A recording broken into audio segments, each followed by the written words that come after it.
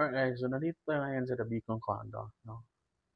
And nandito ako ngayon para i-check yung unit namin dito na pina-renovate para marentahan na kasi kakatapos ng renovation.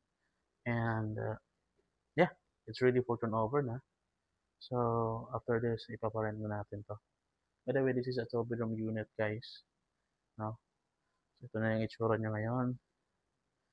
And yan yung ating living room, living area. May aircon na siya. This is the dining. Sorry, medyo kalat-kalat pa. May ref tayo dito.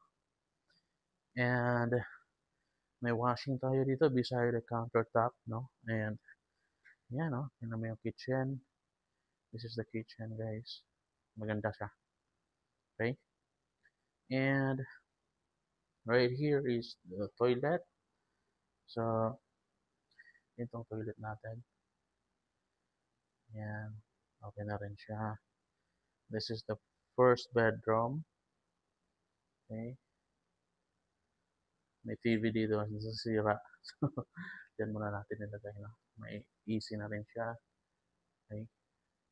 And this is the first bedroom, second bedroom. Okay. May AC, may mga bintana. Ang ganda ng area na to kasi this is a corner unit, guys, actually. No? So, meron na siyang built-in cabinets dyan. Nice. Ano ba makikita dito sa bintana? So, ito yung makikita natin. Yung Ayala. Yun yung Ayala, guys. Ay, Ayala ba yun? Salcedo. Parang Salcedo yata. Ayan. Oh,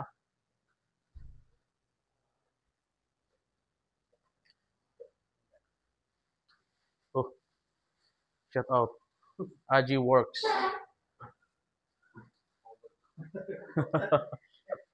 Nagubad pa. Ito yung ating napagkalupit na contractor. Siya yung gumagawa ng unit. Si Aji.